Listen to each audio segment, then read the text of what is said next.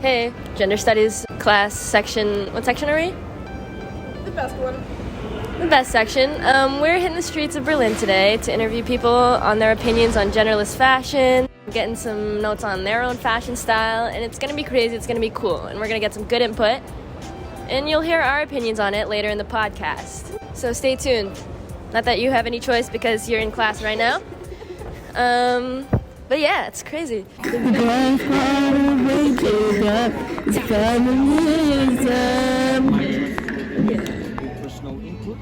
Right, so as you guys know, as we've discussed in class, but also through pop culture, there's a huge discussion about gender within fashion, as seen through Harry Styles, Lil Nas X.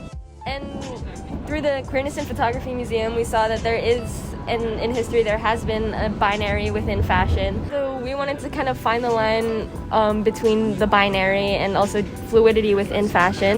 And as you guys know, Berlin is one of the most fashion-forward, expressionist places for fashion. So we thought we'd hit the streets, ask some people their thoughts on this genderless fashion idea. And yeah. Come on, let's go. All right, hi, what's your name? My name is Vanessa. Sophia. Hi, I am Bernardo. Joe. Okay, first question. Describe your guys' fashion in 3 words. Fashion in 3 words. It's kind of trash, actually. Like actual trash. Okay. DIY. Fitted. Colorful, comfortable, unique. Awesome. Orange, smooth, elastic. How has the idea of gendered fashion impacted your ability to express yourself? I mean, it's not that I like it, but I think it does, like, you have something to argue against, or you have some framework that, like, you know, if people have expectation, then, like, you have at least something to fight with, or, like, use it, or, yeah. I remember the moment when I understood I was getting out of educational formats on wearing. Yeah. When I was understanding that then my choices were related with personal inputs of many kinds. Yeah. And more than... Yeah, I think that was very important to understand that many things that I wore it was not only my choices, but things that were 100%. right. How do you use fashion to express your identity? How to answer that in 2 sentences? Colors that clash with mainstream colors. Totally. Being white in winter. Yeah. Being colorful in Berlin. Totally. I use it a lot to express my identity. It's one of the main things. I really like colorful things. I like cute things. Yeah. Thank you guys so much. Thank you so much. Have a good day. Thank you guys very much. What is gender? You getting this? What is what's your favorite gender? Okay, got it. We have to go interview the students of CIE. Let's get some CIE student input, let's go!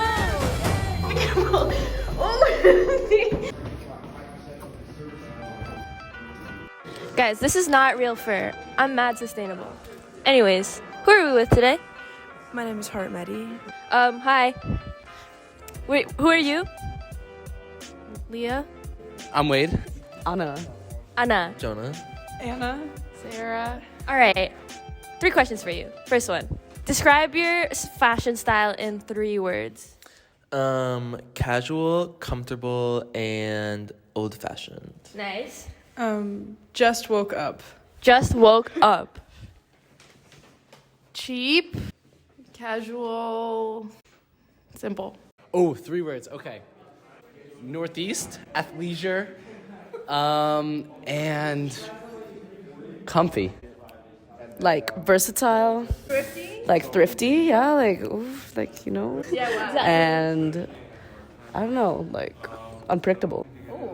Real. Cool and Lit, maybe? playful. Awesome, cool, and playful. maybe a little bit on the side. Okay, another question. Okay. How do you use fashion to express your identity? Express my identity. Well, I like fleeces and I like being cozy. And I think you want to be cozy around other people and you have to feel comfortable with other people. So I feel like my style, I want to be comfortable with other people, so I wear what's comfortable for me. I like to keep it a little ominous. So I think I dress plain so people like don't know my personality, so then I can like show them my personality. I don't show too much of my outfits. Love it. I think I like wearing fun colors because that's happy and I like happy colors. I like to show people that I'm approachable. I feel like for me, it doesn't play that big of a part of my identity, but like I get like the point that it's like your outward expression in a way that's like you can choose what you want to wear. So basically, just like being able to choose and not have to conform to any other like fashion or like a stereotype given like your gender or your race or something. Like I don't know, it's pretty cool, pretty liberating.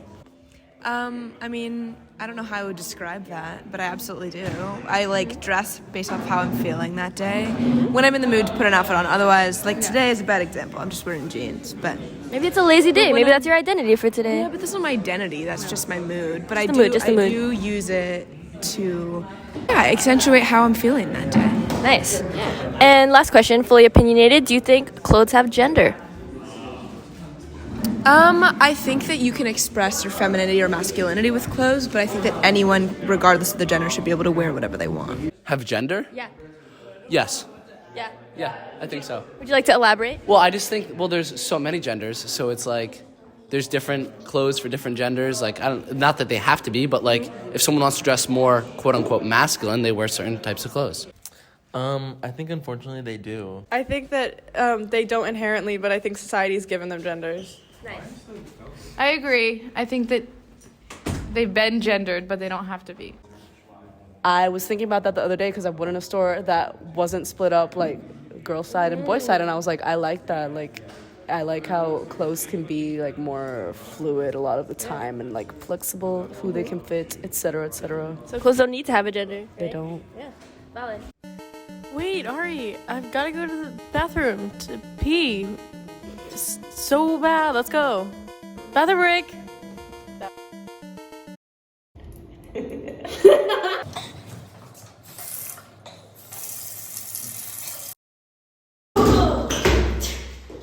Whoa, alright. Podcast time. Let's get it going. All right. Hey, Julia. Hey, Ari. Hey, describe your fashion sense in 3 words. Oh, this is a good one. I feel like it depends on my mood. Like sometimes I want to be a little like girly, feminine, fun. Girly, feminine, fun. Sometimes I want to be a little androgynous, playful, and cray. Yeah. What about you? What's your fashion? Genderless fashion. Oh. Yeah, that's me. That was good. That's me. That was good. Speaking of which, Let's discuss. let's discuss.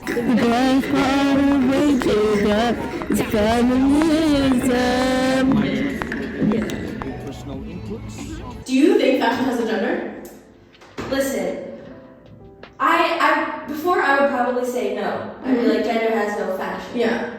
But Gender has no fashion. honestly, Wade brought up a good You point. did bring up a good point. He goes, yes, gender has fashion. Yeah. I was like, what? He goes, like it's a binary. Like gender does have fashion, but people don't need to follow certain genders, basically. Yeah. So honestly, I go along with that logic, saying like fashion itself, there is gender to fashion. Yeah. But he also said there's so many genders. Exactly.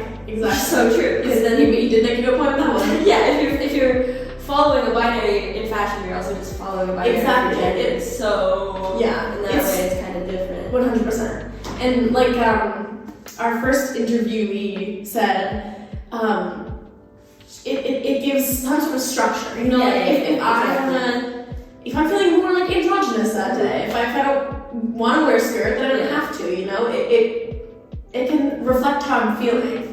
Yeah, it's something to challenge, because with fashion, there's always been like like a rebellious like type of fashion at the time. Exactly. Like, there's always like a rebellious side. If there wasn't a binary, there would be nothing to like exactly. rebel Like against. some of the, I mean, when women first started wearing shorts and pants, that was so obviously an act of rebellion.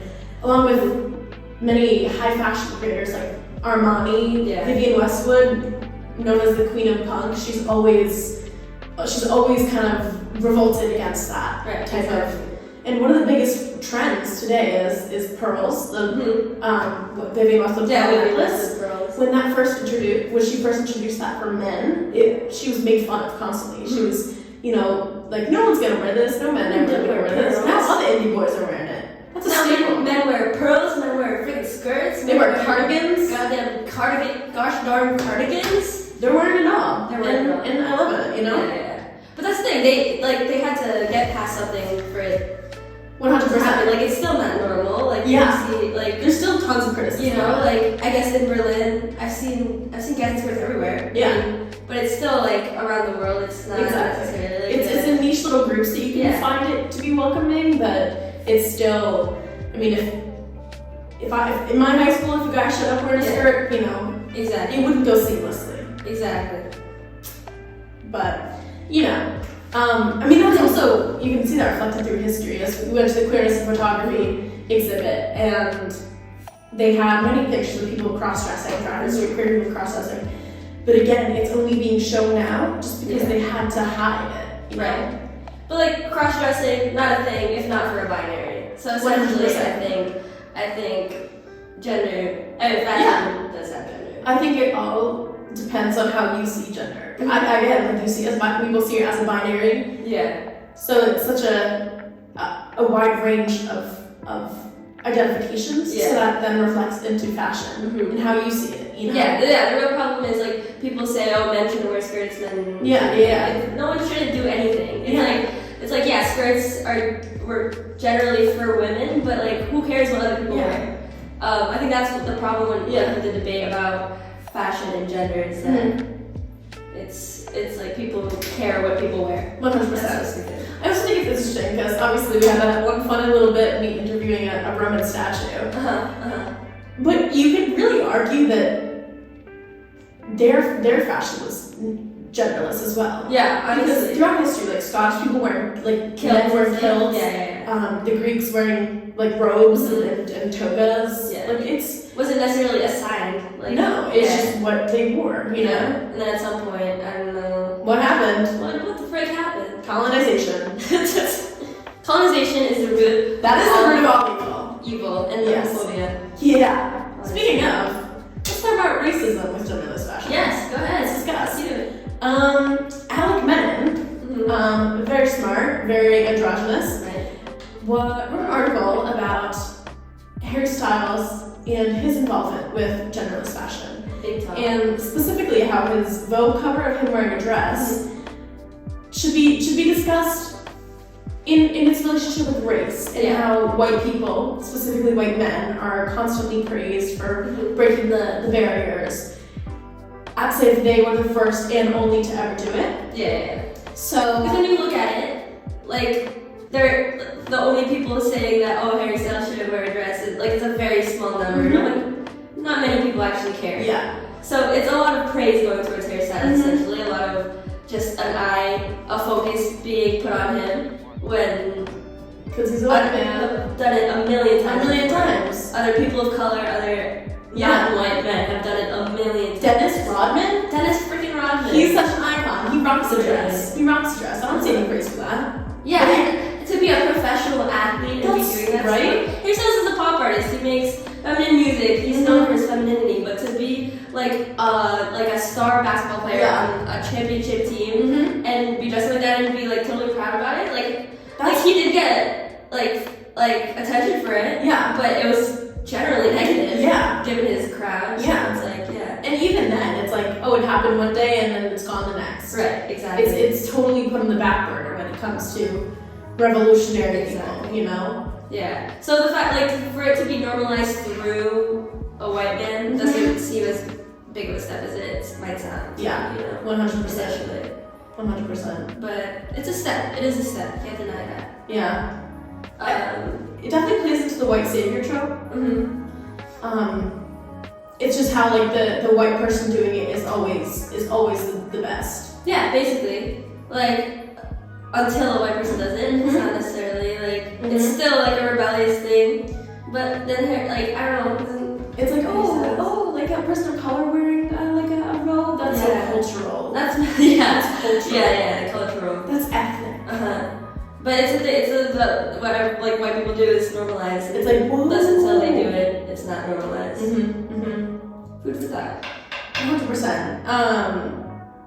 That also, again, plays into the club culture and club kids specifically, who were a very diverse group, specifically people of color and queer people, who really, in the 80s and 90s and even earlier on, really paved the way for androgynous and like out-of-the-box dressing. Yeah, I mean, like even today you see the lines for all the clubs. The fashion is so different. It's so different. There's so much going. Like if you look at like the Berghain clubs, everyone's wearing the same things. It's like, you know, it's a matter of I don't know.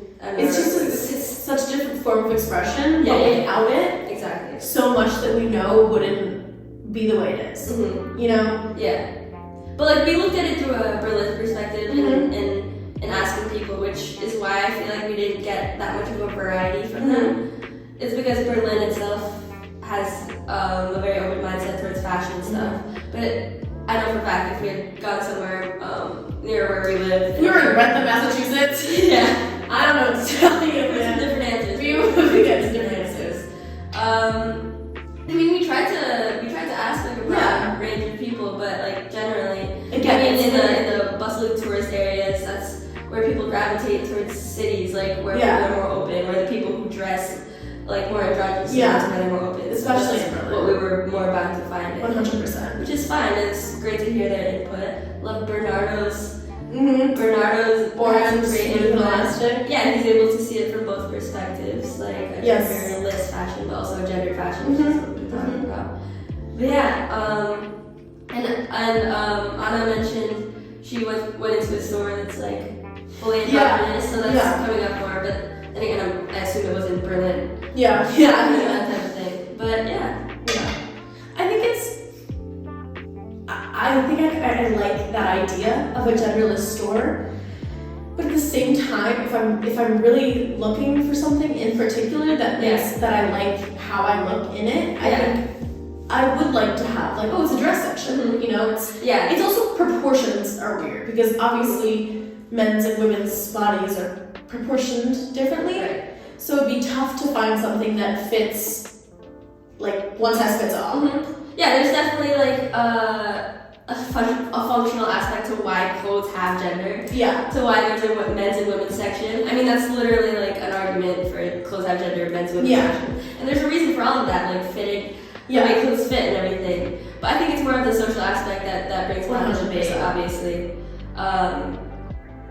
But I think it just makes sense in the end that like it does. Like if clothes fit whoever. You gotta make that difference, but when it comes to what someone's wearing, it doesn't affect you. Like, what do you like for them? Like, if they don't care what fits them properly, then who cares? You know why debate it? Honestly, it shouldn't be a debate. It really shouldn't.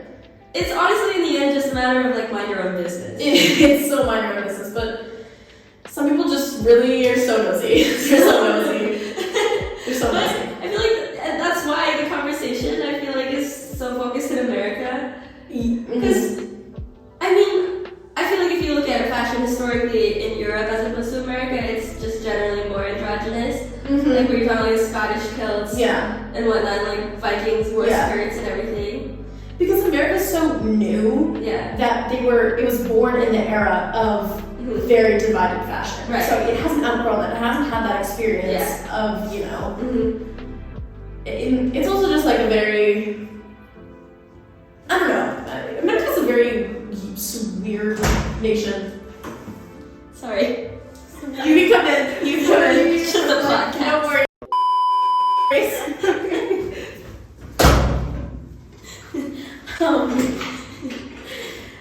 Just in the aspect of because I'm having to dress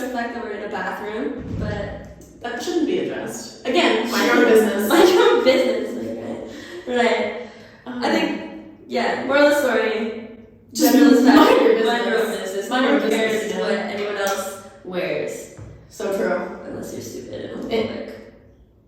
Don't do that. Right. Don't do that. So that's that. That's the gender of the fashion. And that was us talking about it. Stay safe, mind your business, wash your hands. Yeah, let's let this one wash your hands. Alright.